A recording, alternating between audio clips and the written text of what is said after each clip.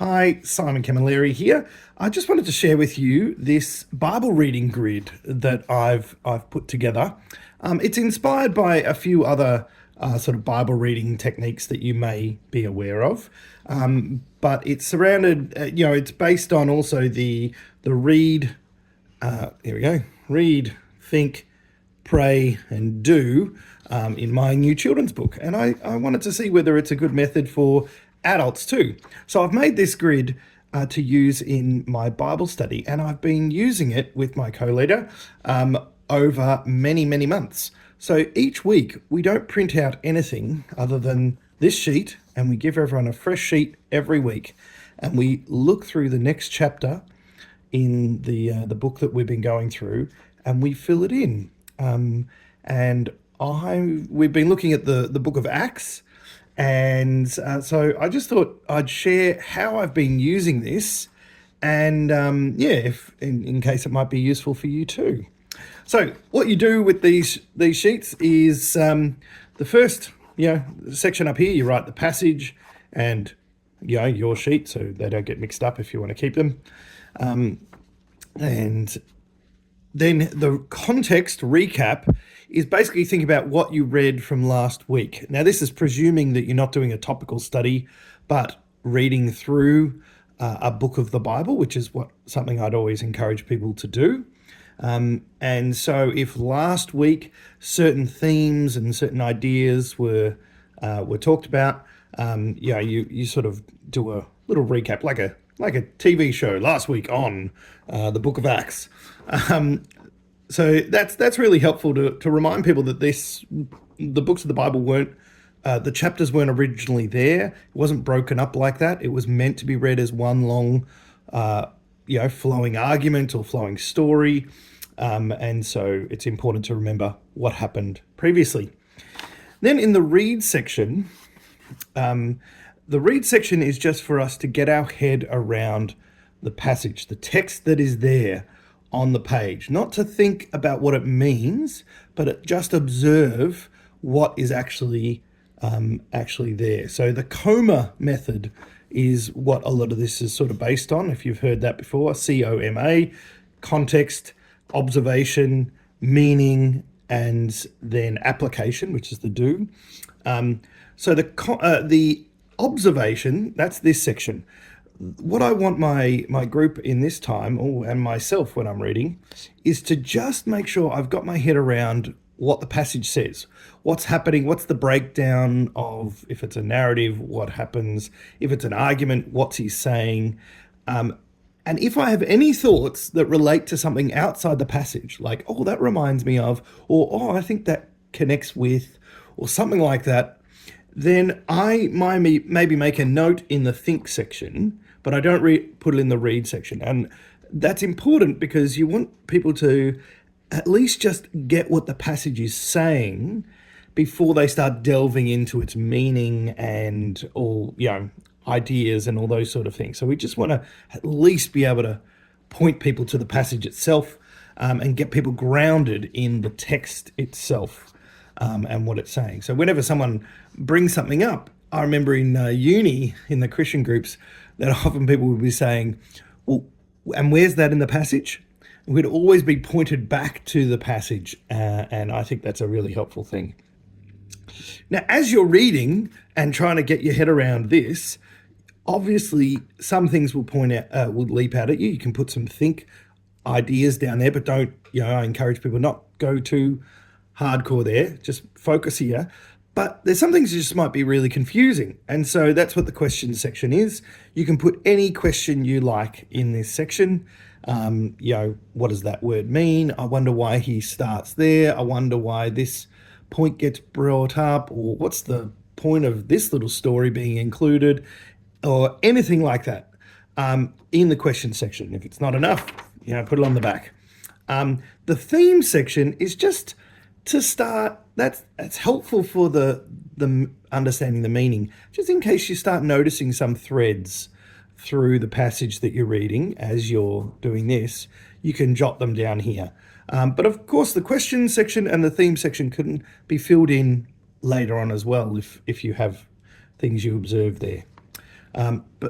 So the main thing we do in a Bible study is we'd read through the passage together, all together, and then we would give people about 10 minutes to actually fill in the read section. So they'd read through it themselves again, and they'd write dot points and points here, and they might be filling in the questions that they might have. They might write down some themes that they notice, and they might also put some points here of things they're wanting to discuss or noticing there. But the main thing is, after 10 minutes, we come back and we go, okay, what have people observed? How did people break it up? And we talk through this. And inevitably, as you start talking through how it's broken up, questions start arising and observations start arising, and people start seeing things and talking about the passage.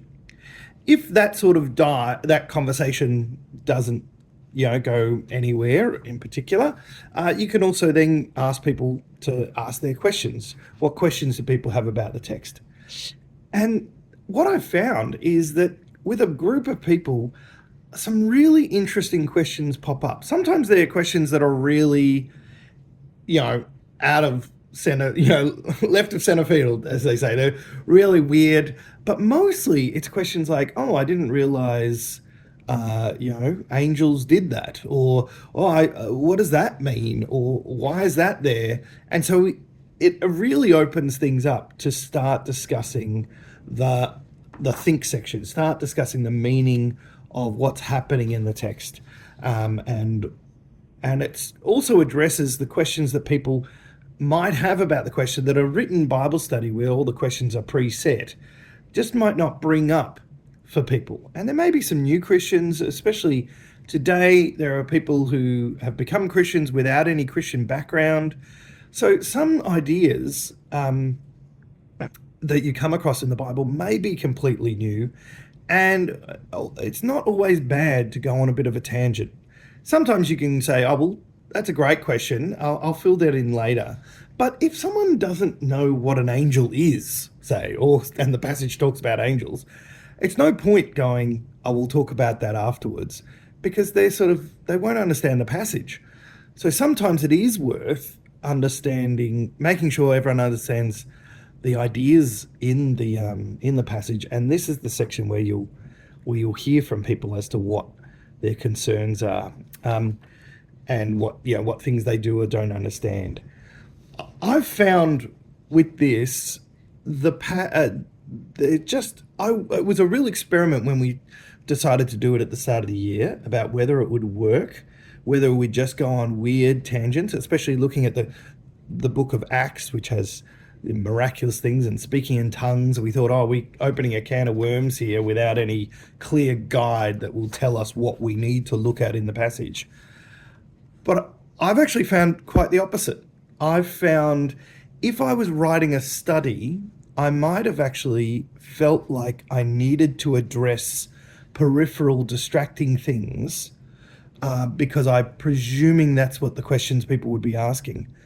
But as we've gone through this, and as we've treated Acts as a story which has, what happened last week and what are the themes that were set up, and where's this book going, and how we see that, developing, and a lot of the peripheral things that I thought would be distracting just weren't.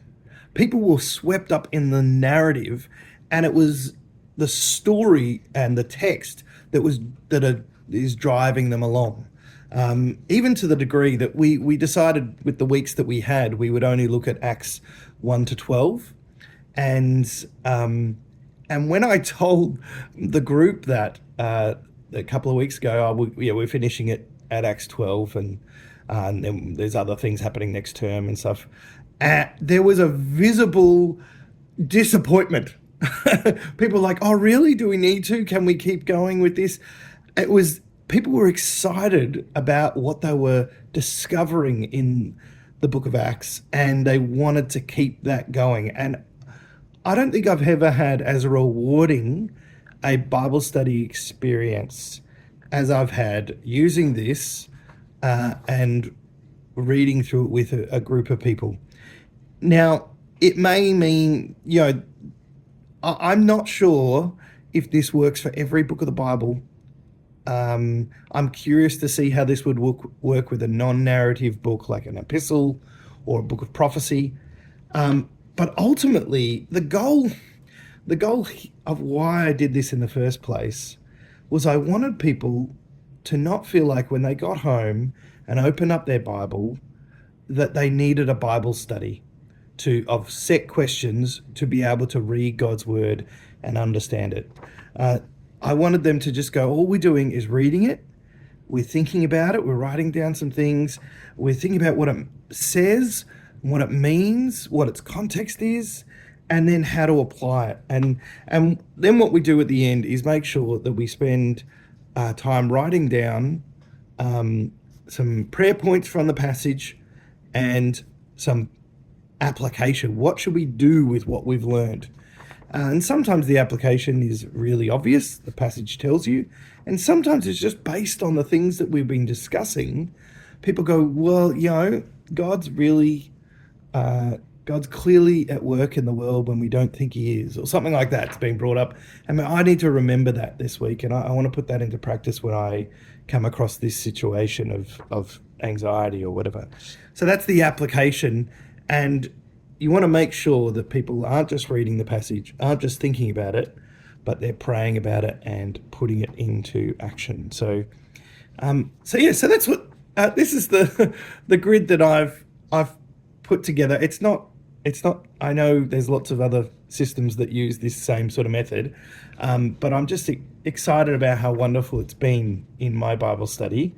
And tonight, is Bible study for Acts chapter 12, the final week in our section. Although I'm sure, because of the enthusiasm of the group, we will get back into Acts from 13 onwards, even if we just read it outside of the times we've got for Bible study. But hopefully we'll come back to it later in the year, because we've got another one of the terms we're doing a specific thing that the whole church is doing. So, so tonight we're looking at Acts 12. Now, I'll also share what I do as a Bible study leader, which used to take me so long to prepare for a Bible study, because not only was I trying to understand the passage myself, but I was also trying to write this beautiful resource with pictures, and I'd try to think about the questions and how would I be guiding them to what I believed was the main point that they needed to learn in the passage, and it was a lot of work and a lot of stress, and and sometimes people would be asking, I don't know if you've been in a Bible study where people ask, what do you mean by that question? They ask you as the person who wrote the question. And I'm like, oh, wow. They're spending time in the Bible study trying to understand the authorial intent of the Bible study itself. What's the author's intent in the Bible study?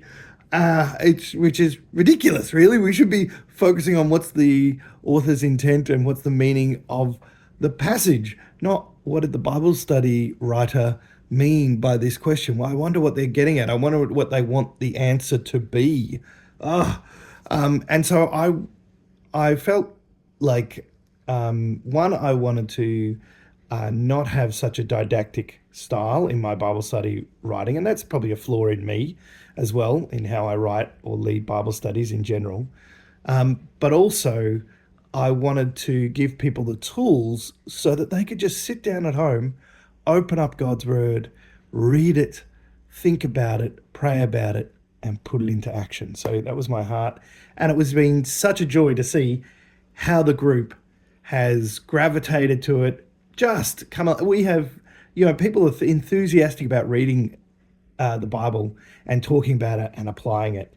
And it's just been a real joy to see. So what I do as a Bible study leader is I just do it. I just do the grid myself. And I print out the passage. That's just helpful for me. And then so I can underline things and draw lines as to break up and that sort of stuff. And then I go through and I write down some stuff. and I put my own questions, and then probably where I put in the work is I try to answer or my own questions at least, and think about the questions that people might ask, and do a bit of research beforehand, to bring that. And if there's some things in the think section like, oh, that relates to this part of the Bible, then I'll look those up and put some references there.